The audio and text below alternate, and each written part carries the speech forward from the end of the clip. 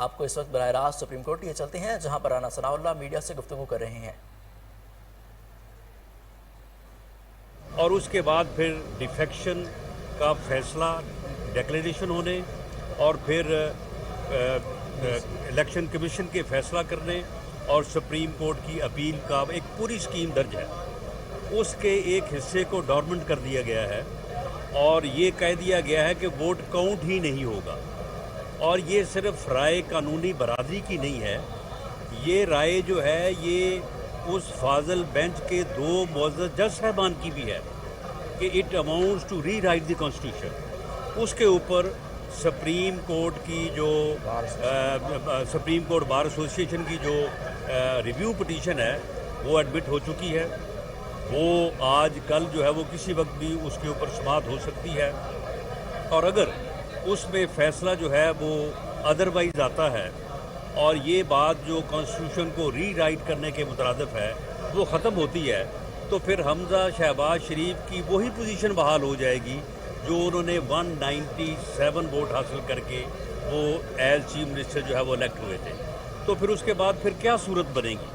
تو اس لیے ہماری یہ استدعا ہے کہ یہ ساری جو ریویو پٹیشن ہے اور اس کے علاوہ جو اس سے متعلقہ جو پٹیشن ہیں ان سب کو جو ہے وہ اکٹھے سنا جائے، اور جو MPs deseat ہوئے ہیں ان کی بھی باقاعدہ جو ہے وہ اپیلیں جو ہے وہ سپریم کورٹ میں موجود ہیں، اور ای سی پی نے یعنی الیکشن کمیشن آف پاکستان نے ان 25 لوگوں کو ڈی سیٹ کیا اس بنیاد پہ کہ ان کے خلاف پارٹی کے ہیڈ کی جو ہے وہ ڈکلیریشن ہے، پارٹی ہیڈ نے ڈائریکشن دی ان کو اور اس ڈائریکشن پہ انہوں نے عمل نہیں کیا، لہذا وہ ڈی سیٹ ہوئے، اور اب بھی ایک پارٹی ہیڈ کی ڈائریکشن ہے اور ان کو جو ہے وہ ڈی سی ان کو جو ہے وہ ان کا ووٹ جو ہے اسے کاؤنٹ نہیں کیا گیا۔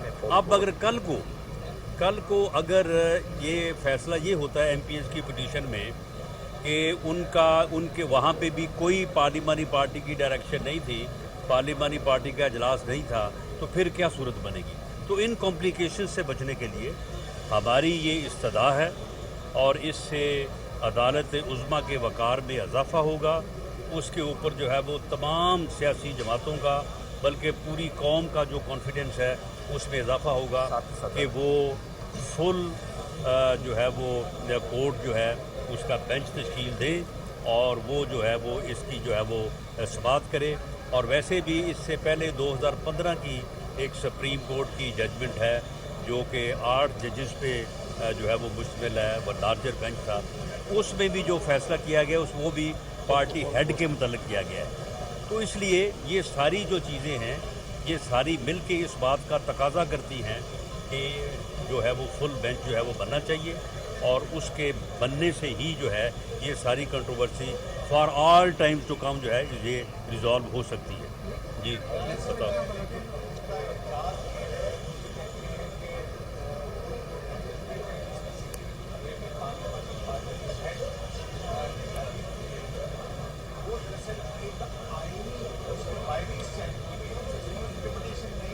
میں تھوڑا سا عرض کر دیتا ہوں اگر اجازت ہو۔ دیکھیں جو راولپنڈی بار ایسوسیشن کا کیس ہے وہ فل کورٹ ہی تھی، اور وہ مقدمہ تھا جو آرمی ایکٹ میں ترامیم کی گئی تھی ان کی بابت۔ اس وقت جسٹس عصمت سعید صاحب جو تھے وہ آتھر ہیں اس ججمنٹ کے، اور 8 جج صاحبان نے ان سے منو عن اتفاق کیا، کچھ ڈیسنٹس بھی تھیں اس میں، چیف جسٹس صاحب موجودہ جو ہے شامل ہیں، اور واضح طور پہ لکھا انہوں نے کہ 18ویں ترمیم کے بعد جو موجودہ شکل ہے 63A کی، اس میں ایمفسس جو ہے وہ پارلیمنٹری پارٹی سے لے کے پارٹی ہیڈ کو دے دیا گیا ہے۔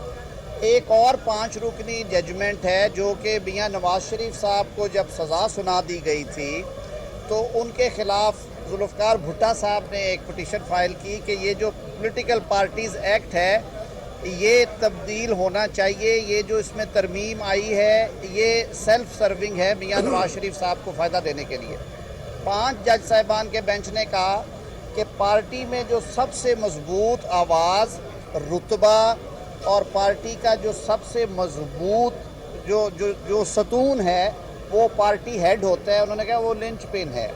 اس میں باقاعدہ کہا گیا کہ وہ پارٹی کو ڈائریکشنز دیتا ہے ووٹ کیسے ڈالنا ہے، کس کو نہیں ڈالنا، وہ ٹکٹیں دیتا ہے، وہ رکنیت سے نکال سکتا ہے، وہ 63A کے تحت فارغ کر سکتا ہے۔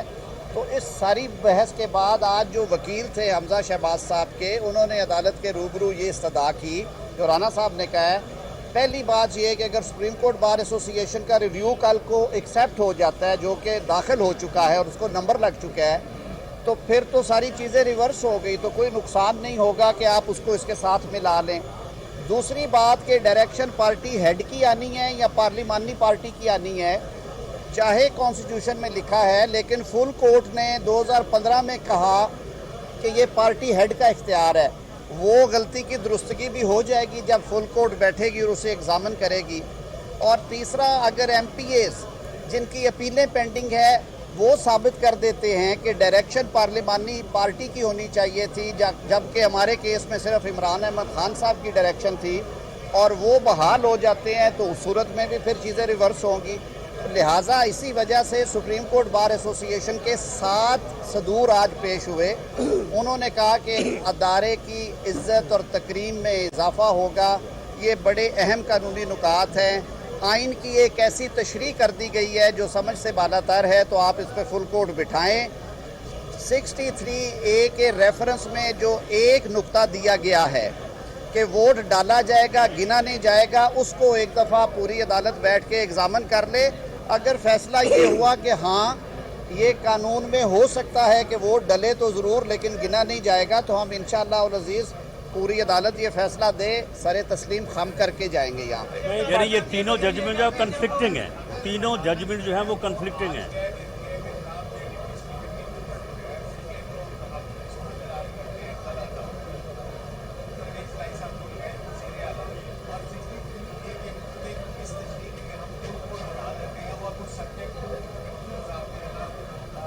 نہیں تو اگر فیصلہ ادروائز آیا پھر؟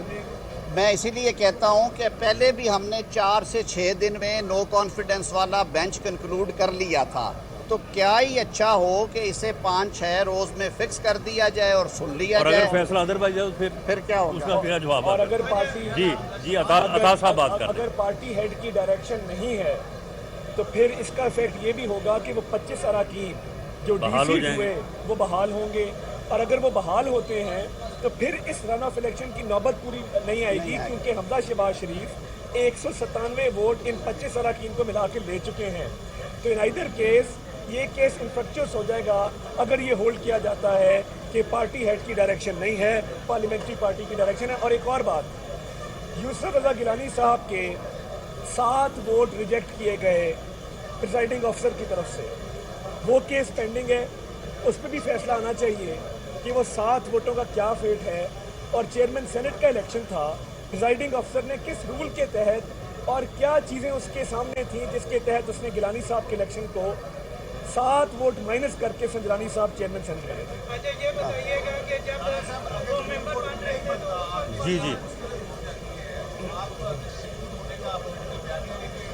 جی ہمارا یہ جو ہے یہ متفقہ فیصلہ ہے پورے اتحادی جماعتوں کا کہ اگر فل بینچ تشکیل نہیں دیا جاتا تو ہم پھر اس پروسیڈنگز کا جو ہے وہ بائیکاٹ کریں گے، اور حمزہ صاحب جو ہے وہ اس پہ پھر پارٹی نہیں بنیں گے۔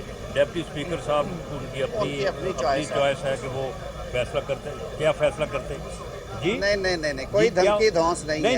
نہیں یہ کوئی دھمکی اور کوئی دھونس نہیں ہے۔ دیکھیں یہ جو تینوں چیزیں تارڑ صاحب نے جو ہے وہ کلیئر کی ہیں، اب آپ دیکھیں کہ اگر یہ چیزیں جو ہیں اسی طرح سے یہ کمپلیکیشنز آگے چلتی ہیں اور پھر جو ہے وہ فیصلے آتے ہیں، تو اس سے کیا عدالت عظمیٰ کی جو ہے وہ توقیر میں اضافہ ہوگا یا اس سے جو ہے وہ کمی ہوگی؟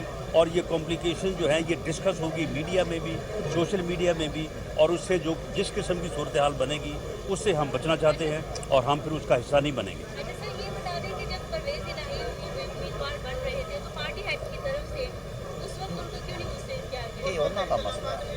نہیں دیکھیں یہ پہلی بات تو یہ ہے کہ یہ پارٹی کا مسئلہ ہے، اور دوسری بات یہ ہے کہ اس میں کچھ ایسی چیزیں ہیں جو کہ ان کی پولیٹیکل جو ان کے معاملات ہیں ان سے متعلق ہے۔ آپ کو یہ بھی معلوم ہوگا کہ ہم نے بھی کبھی चौधरी परवेज़ इलाही को ऑफ़र की थी कि आप वज़ीर आला बन नहीं, जाए। चौधरी वहाँ साहब- पे दुआए खैर भी हुई थी।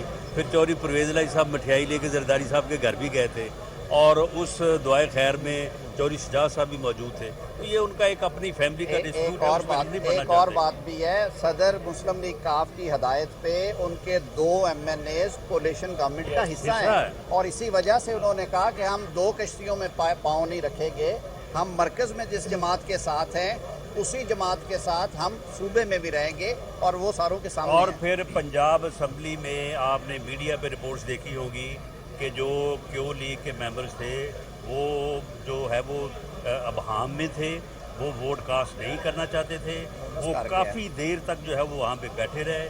उसके बाद बाकायदा जो है उनको धौंस से ज़बरदस्ती जो है उनका वोट कास्ट हुआ है। साथ एक राय मूल सलाई साहब आज जोन के लिए अगर वो टॉप किया है कि परवेज़ इलाही साहब 10 वोट हमारे तो यही तो तशरीह कराना लेकिन बात चाहते ये है हैं। ना कि यही तो हम चाहते हैं कि ये बात जो है ये क्लियर हो।